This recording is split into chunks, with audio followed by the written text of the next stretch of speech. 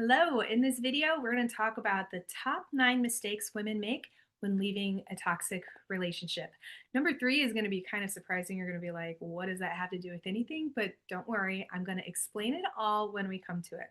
So, mistake number 1, relying on counseling or self help books to rebuild your self worth.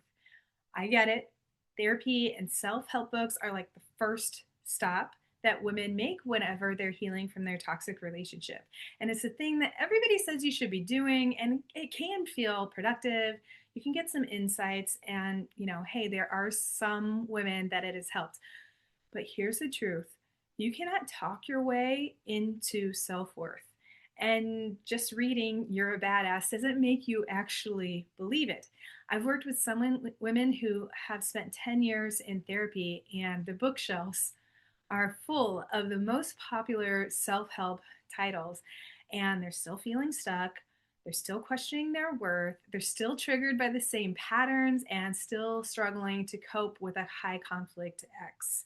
They're even starting to wonder, if I've been in counseling this long, if I've read this many books, maybe I'm just permanently broken. But here's why this matters: your self worth determines your boundaries. And if you don't believe that you're worthy of respect, love, and safety, you'll attract in men who also don't believe that you're worthy of respect, love, and safety. The reason why you got into that toxic relationship in the first place was because of beliefs that you already had. So, beliefs that you started and agreed to before you even met that chaotic guy.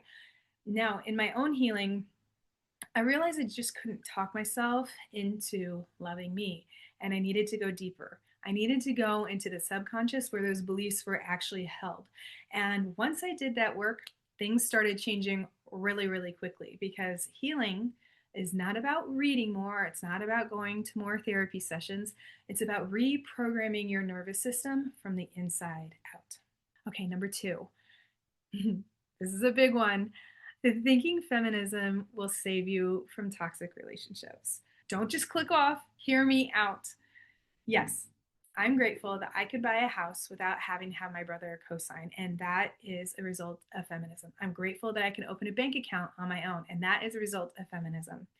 But there is a dark side to feminism that no one wants to admit. Growing up in a feminist household, I thought that staying home with my kids meant that I had no ambition. I thought that trusting men was naive and that all men were the same, basically, that they were stupid, selfish, and disposable. So as a result, I walked into relationships distrusting men and disconnected from my own feminine power. I couldn't spot a red flag because I thought everything was a red flag, thanks to feminism. And I thought that being strong meant being hard.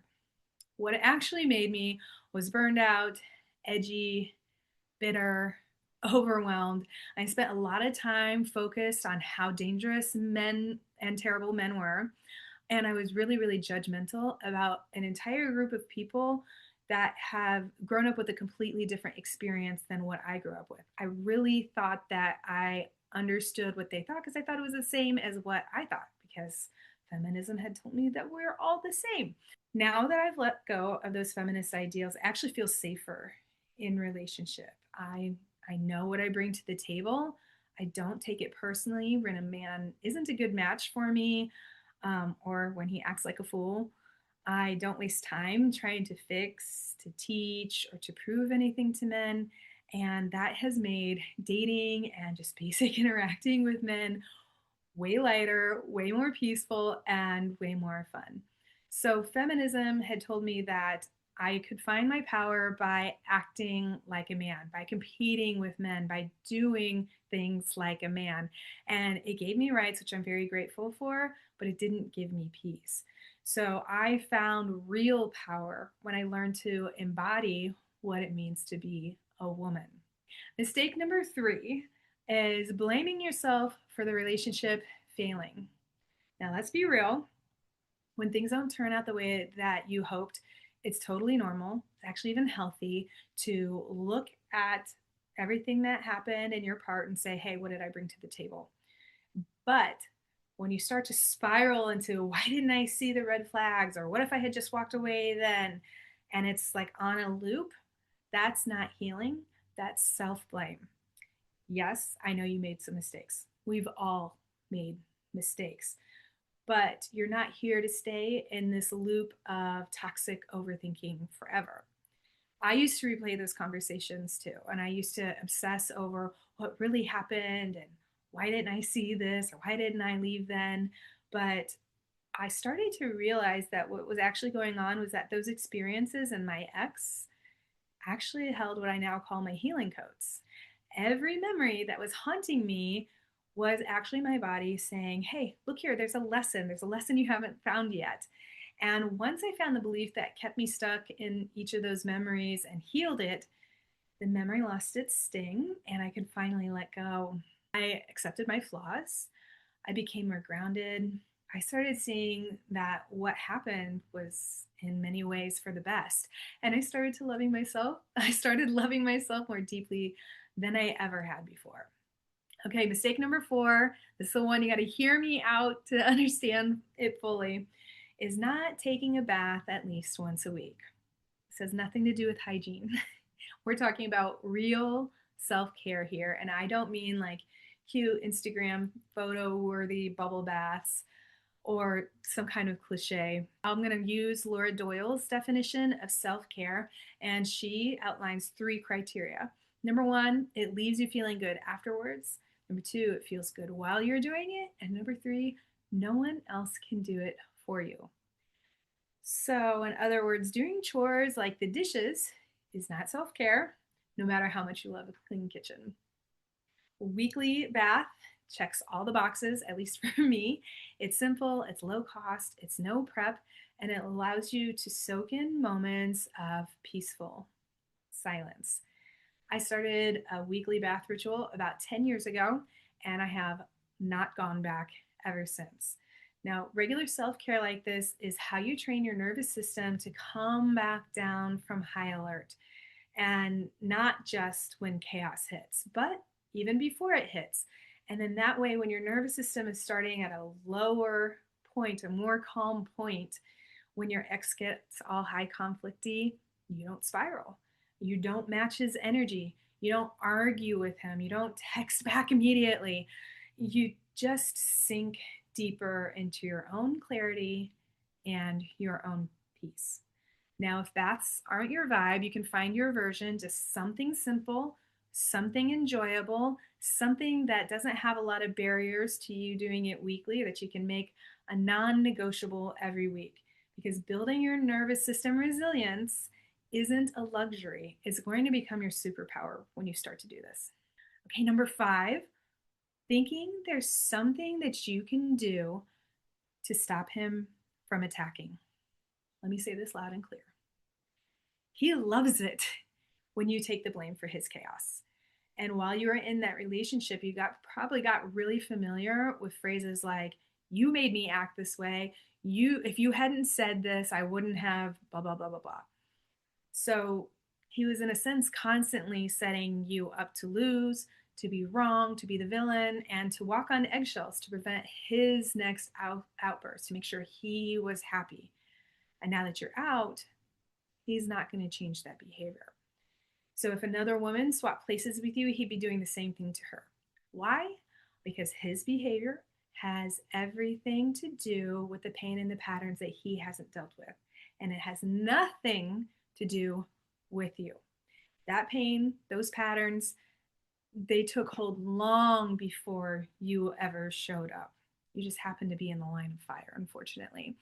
And as much as you'd love nothing more than a meaningful conversation with him where he understands what he's done wrong and he apologizes and grows from it and you have closure and blah, blah, blah, you really can't hold out for that. There's no magical level of understanding that will fix the chaos that he's bringing to your life.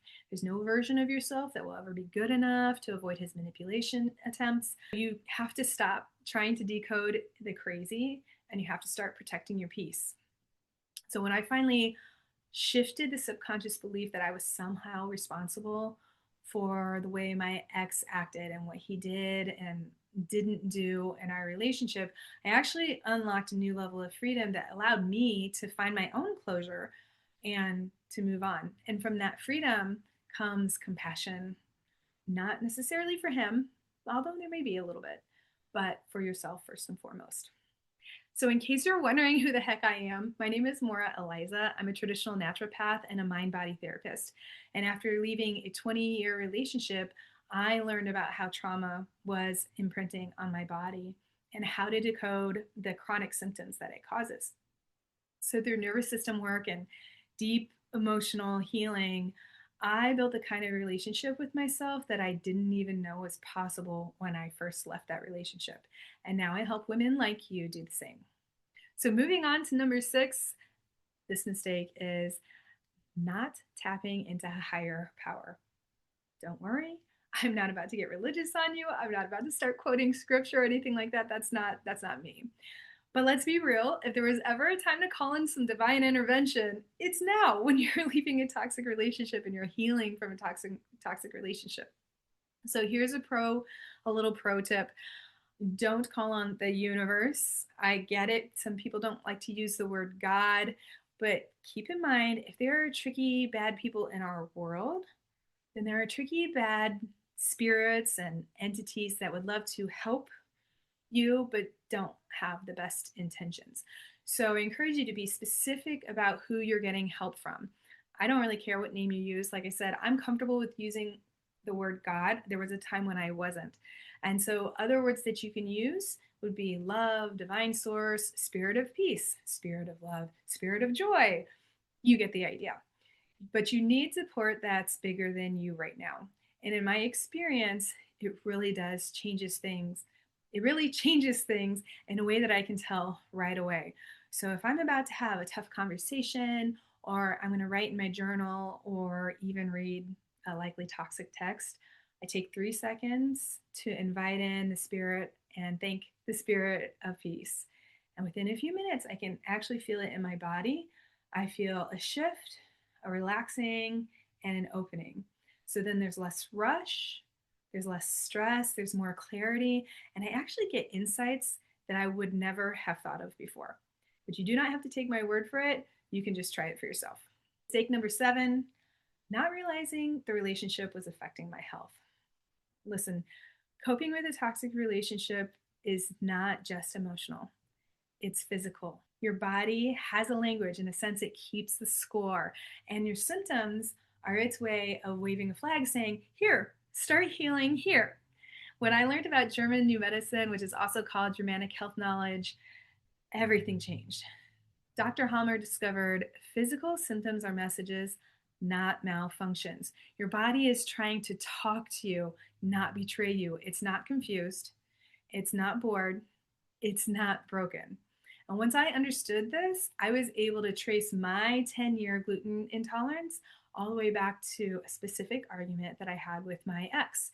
And once I realized that gluten was the trigger and not the cause, the root cause, I was able to start eating bread again. It's the best. Mistake number 8, avoiding the healing work. I know it's tempting to skip the healing part and just get really busy creating a glow up and to look really good on Instagram so that when he looks at your feed, he really hurts him deep, right? He sees you looking so wonderful. You can distract yourself with your career. You can start partying. You can hop into a new relationship. And all of these are ways that we avoid doing the healing work and just pretend that it's in the past and that we've moved on. But keep in mind that if you notice that you are attracting the same kind of chaos or the same types of situations into your life, something is up. One of my favorite emotional healers is Dr. Michael Rice. And he says if you have the same experience with different people, you have to realize that you are the common denominator. Now, that is not to blame you, it's to empower you. Because remember that you are the only one you can change. So I avoided the deep healing work too. I just needed some time at first to just function post divorce, get myself back on my feet again. But once I was ready and started using tools that actually worked with my subconscious, things started shifting really, really fast. And I stopped repeating patterns. I started seeing my life differently and feeling worthy. I stopped tolerating breadcrumbs from friends and partners and family members. Healing is a process, yes, but it becomes a powerful one once you stop avoiding it. And finally, mistake number 9, wanting the healing to be fast. Yes. After spending years in a toxic relationship, we want the turnaround to be instant. You've already suffered for many, many years, right? And truthfully, when you start using the tools that work on the subconscious and the nervous system level, like the ones in the find it, feel it, heal it, seal it method that I use, you do see a lot of quick wins. But deep, long lasting peace and healing does not happen in just a few weeks. This is not a sprint. This is a marathon where you have to pace yourself. You have to stay consistent and build yourself back up. You're going to be learning to live your life in a radically different way. And it just takes some practice, it takes some time to really, really get that. So for me, I started scheduling my healing sessions and my healing tools, using those in the same way that I schedule my weekly baths. It has become a ritual for me and like a rhythm, something that I do to stay regulated, embodied, and growing without being overwhelmed by the big feelings all at once. Because consistent healing isn't about fixing yourself fast, it's about showing up and in your power again and again and again. So that's my list of the top 9 mistakes that women make when healing after a toxic relationship. If this hit home and you're ready for more truth bombs, healing tools, and sassy support, come hang with me on Instagram. And that's where I drop a lot of good stuff. I'm going to leave the link in the show notes and give me a follow. You're not going to regret it.